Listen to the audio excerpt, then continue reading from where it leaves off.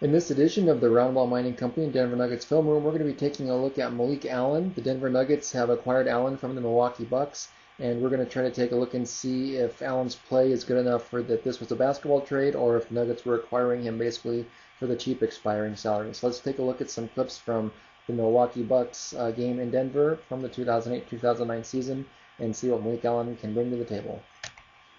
To start off, we're going to take a look at Allen's activeness and movement on defense. In this first clip, he's at the free throw line covering Ronaldo Balkman, and you're going to see the Bucks are really concerned about Nene and leaves Kleza open.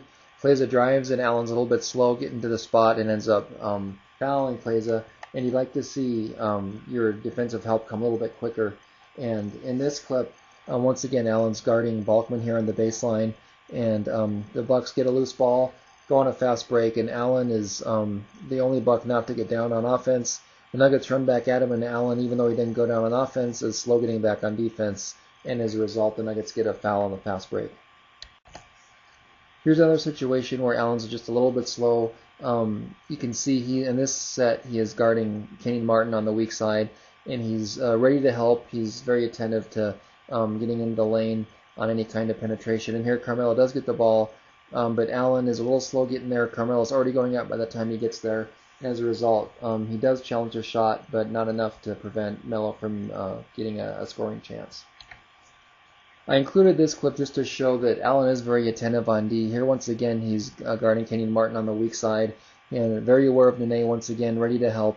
Also paying attention to Kenyon when Kenyon dives in. Allen's ready to help when Carmelo cuts. He also stays with Kenyon as he flashes. There's a lot of action going on, and he does help challenge Nene as he goes in the lane. So you can see that Allen does know what he's doing on defense. When he has time to get to the spot, he can be an effective defender. Here's another example of Allen's willingness to play team defense and help his teammates. He's guarding Kenyon Martin here once again, and you can see where he helps on the cut, and he stays with Kenyon. He now comes across ready to help on a drive by Carmelo, and retreats back over to Kenyon and forces him to shoot a jumper, which sadly for Allen, Kenyon does make. But you can see he's willing to help and can be a decent team defender. This is probably Allen's most active defensive set. Here he starts off hedging on the screen, forcing Carter to pick up the ball. He sags back into the lane and helps.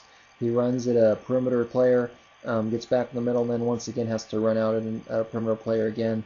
And you can see he does know what he's doing on defense, and that's a plus.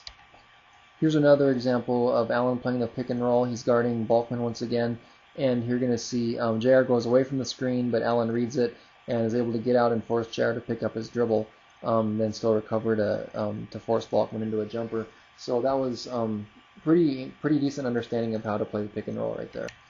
And here's one more clip of Allen in transition. You're going to see on this play he's going to end up at the top of the circle on the shot by Ridnour, and since Ridnour's taking the shot, it's kind of awkward, but it's his job to get back since he's at the top of the circle. You can see he starts off even with Kleza, but doesn't really totally realize that he needs to help get back, and you can see he's far too slow to make any progress when put in that situation. But I think he's going to struggle in a fast-paced game, which we all know Denver likes to play.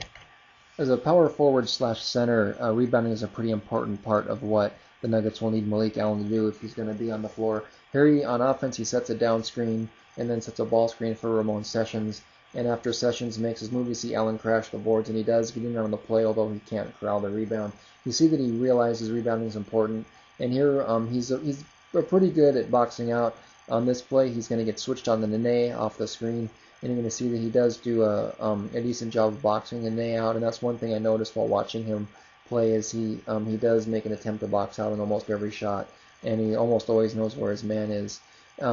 What I did do here is I put together two clips of his 2 rebounds in the game, and first one came here as he kind of hand fights Cheek Som and to keep him from getting it on the offensive board, and he grabs the ball there. On the second one, Dante Jones drives, and Allen ends up being in position to snatch it from Dante Jones.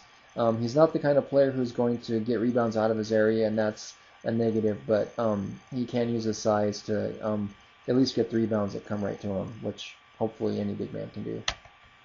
We'll finish up with a couple of clips of Allen on offense, and on this clip, he's going to get the ball on the block with Dante Jones guarding him, and Allen's known primarily as a shooter, a mid-range shooter, and here, even though he has Dante Jones on his back, he chooses to shoot a weak little turnaround jumper, and that's not what you want out of your big man who has a 5 or 6 inch height advantage on his defender. We'll finish up with a clip of Allen making a nice pass, and on this clip, he's going to receive the ball on the left wing, and he's actually going to take a dribble towards the sideline, which I don't know if it was intentional or not, but he actually made a better angle for the pass. Here you can see the dribble, and then a bounce pass in traffic to the cutting teammate who makes a layup, and he shows good awareness, and also that's a nice pass in traffic, resulting in an easy basket for a teammate, which you like to see. So there you have it, Nugget fans. That's Malik Allen for you.